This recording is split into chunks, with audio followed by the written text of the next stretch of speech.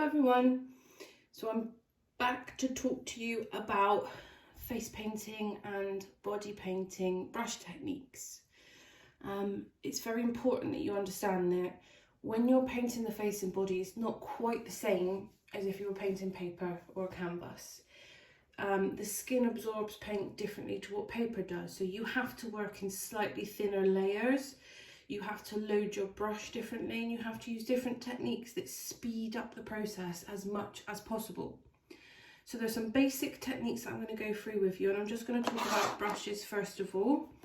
I've got a range of brushes here, and I'm just going to talk to you about their uses and the effects that you get from them. So most of you will have a fan brush somewhere in your brush collection. You get them in the big sets, don't you? And you either love them or hate them, and you use them for highlighter or whatnot, but these are really helpful in body painting to do texture, to do dry brush work. You can flick with them. So if you've got any of these knocking around, it's worth putting it into a little kind of body painting brush set, because you will use these. You need to have a nice collection of round pointed paintbrushes. You can use professional paintbrushes. You don't need to go and buy specific body art brushes. Go into the range or wherever and pick brushes that feel comfortable in your hand, that have a round pointed tip. Even two, just a medium and a small, is helpful as far as body painting goes, because this is what you can do a lot of detail and line work with. You need some form of square top brush. This one is what you should get in your kit, and it's the Aquacolor square top brush that we use for one stroke painting. And I've got a different video on one stroke and how to do flowers and leaves and things like that with a square brush and a split cake paint. And then this is just a normal Real Techniques brush. This thing is alright because it's fluffy and it's dense, and you can do little kind of areas of blending or stippling to create texture and patterns. So old brushes can go into your body painting SFX kit, and they all have their own little uses. So what I want to focus on for this is the correct way to load your brush and different methods of getting quick shapes and patterns. So there are two ways that you can wet your paints down, and you need to prepare the paints. You can't just sort of go straight in with water and expect them to work beautifully. You need to saturate the paints, kind of like watercolours, if you've ever done watercolour. Now you can either take water on the brush, press it over and let that soak in, or you can spritz with a water spray. I do a bit of both. I always have a water spray when I'm doing face and body painting. If you're going to use water in a bowl, it's a good idea to have two bowls. One for like dirty water that you like, you know, dunk your brush into straight away when you're changing colours, and maybe one for clean so that you can swill off the brush ready for your next. So I've just prepped the paint by just putting a little bit of water on there and letting that absorb down into the paint itself. So now I just want to start working the surface of the paint, getting it kind of loose and mixed. You want an inky kind of consistency to your paint, and that is a little bit softer now, a little bit easier to work with. So I'm going to wet my brush, and I just want to remind you that you shouldn't ever be leaving your brush in the water. When you're not in, when it's not in use, it should be flat. So I'm going to wet the tip of my brush, and this is a round top brush, and I'm working it into the paint, and I'm going to roll. So I'm going to roll the brush into the paint, take away any excess. And the first technique that we're going to do is a tiger stripe, and it is used in face painting not just to do tigers, but to do butterflies, to do zebras. It's sometimes called thick thin.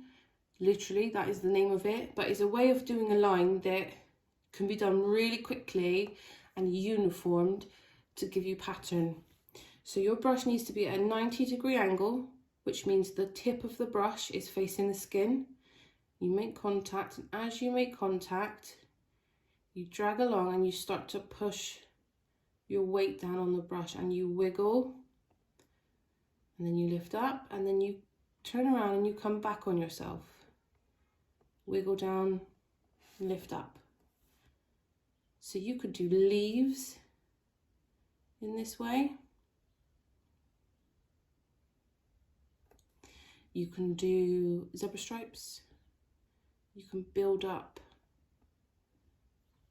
patterns. But it's about wiggling and pushing the tip of the brush lightly so you get a really thin, fine line. Like this, wiggle. Then you press your weight down.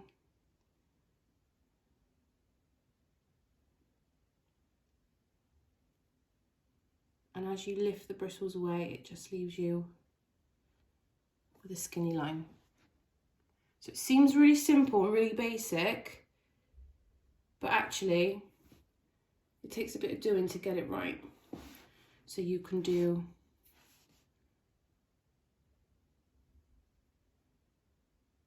zebra stripes like this,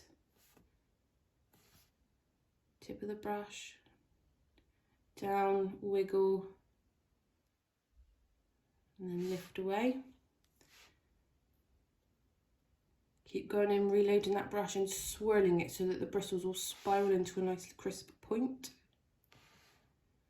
You can imagine doing, I don't know, say you were doing African themed animal print, for example.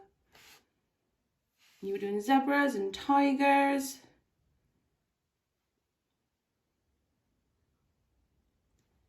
You can see how quickly and efficiently you can build up nice patterning to create different effects. So that's your first technique. Second technique is very similar, and it's the teardrop. So again, you're going to roll your brush into your paint so you've got a nice point. Nothing's dripping off of the brush. It's not dry. It's nicely coated on all sides. And I've got an inky finish with that paint. So for this, you're gonna come in not as much of a 90-degree angle, but you're gonna come in at a little bit more of a kind of maybe 70-degree angle. You push down and then you press the whole weight of the brush, and as you lift away, you come up and you just twist and flick. And it gives you a little teardrop. So this is good for leaves, quick, detail work to fill in. You could do little ones. So you can quickly build it, very similar, but more of a push and drag to build up little bits of pattern. Now the other thing that I want to show you is how to do a spot, which, believe me, I know sounds like ridiculous, but there are ways of doing dots and polka dots and spots. If you try and draw circles, it's actually quite hard to get a really nice, neat circle if you draw it with, your hand. The trick is create a little puddle or a little pool of water in the centre of your paint pan,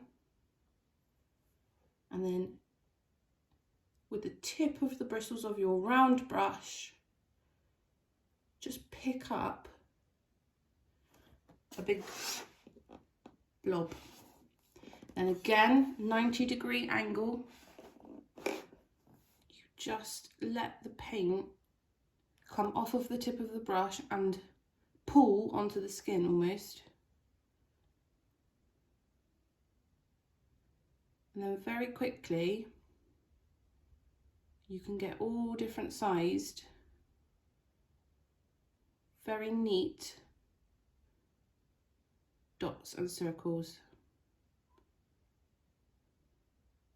And it's just by letting the paint fall off of the end of the bristles, and you get a really nice kind of set of dots, as opposed to trying to like draw a circle. Pick up the paint, just let it run down and form its own circle. So you've got tiger stripes, you've got the raindrop, you've got dots. All very useful when you're doing floral stuff as filler. If you're doing texture of animal skin, or perhaps you're doing patterns, I don't know, maybe tribal inspired patterns, maybe, could be useful. Yes? I want you to have a go at practicing these. Once you're happy with them, I'm going to show you how you transform them into, say, a full face paint, for example, a tiger. So I'll be back in a minute to show you that. Okay. So I've now got, I don't have an orange, but I do have red, yellow and white. And I've got my little fluffy eyeshadow brush. So again, I'm just gonna throw a bit of water into the paints just to slacken them up a little bit.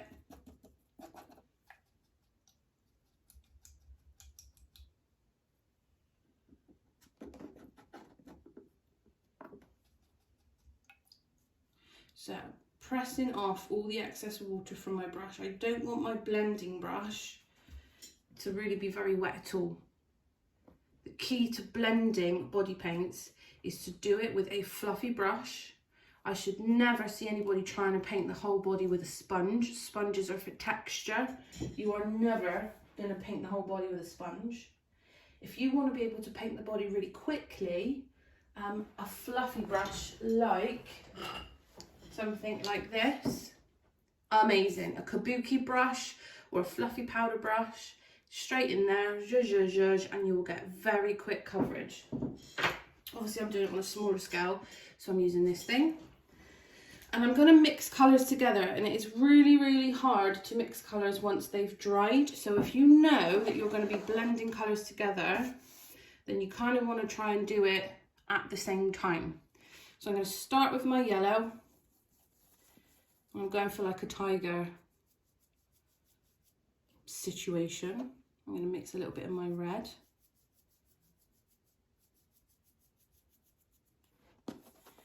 And my paint's quite dry now, as is my brush. That is the key to getting a really nice fade and a really nice blend. Paints should have barely any water on them. The runnier they are, the patchier they are, the harder these things are to blend. Because this is a fluffy brush, it's absorbed a little bit more of the water, which just deposits more pigment onto the skin to give you more of a nice blend. Clean off, let's get rid of those. Get any excess off. I'm going to do a little bit of white just at the top. And because my yellow is still drying, it means my white can blend in quite nicely.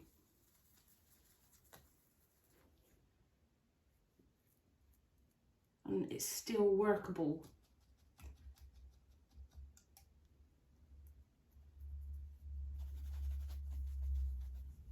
Dry brush. And bring in that white. It's kind of like an African sunset. Do you feel me? Round brush.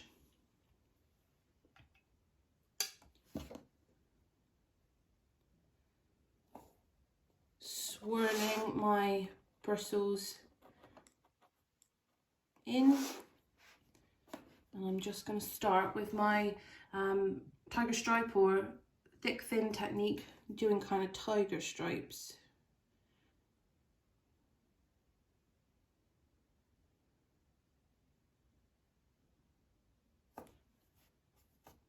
And what I don't want are these dry little scraggles at the end of my brush stroke, so don't be afraid to dip back into your paint to avoid those.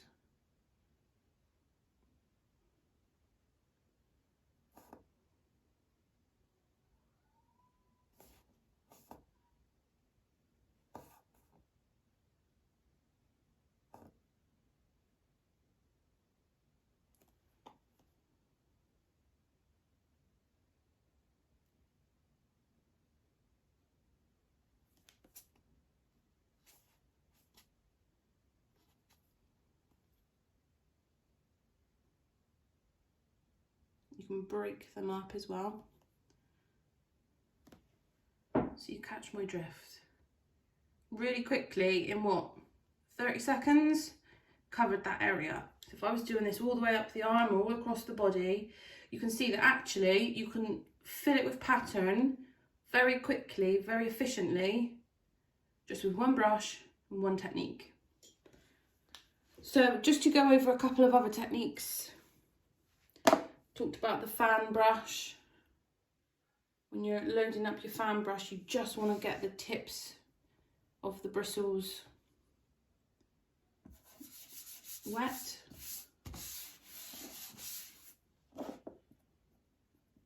Quite dry.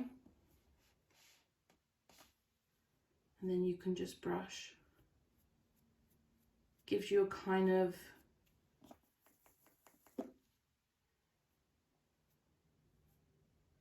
very quick, effective dry brush technique. Gives you a little bit of texture, a little bit of shade. If you do that on top of a different colour, it can look quite nice. Of course, you've got your square brush, which I've got a different video for, which when used with a split cake of some type, let's do this one.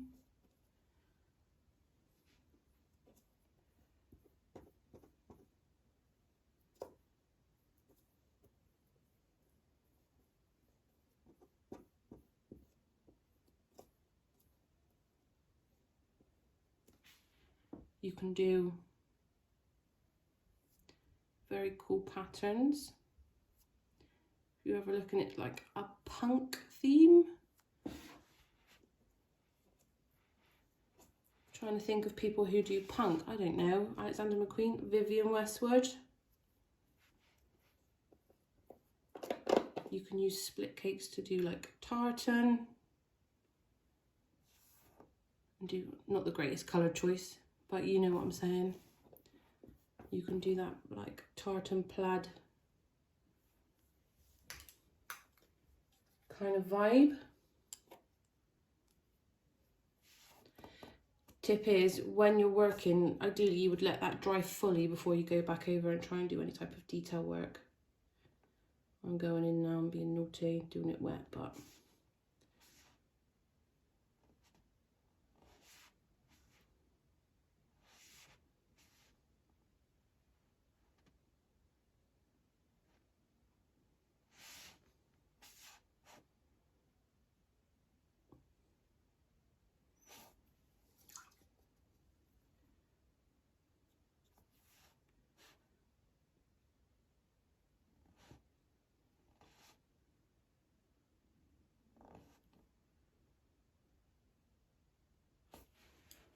can you see how that makes like a tartan pattern?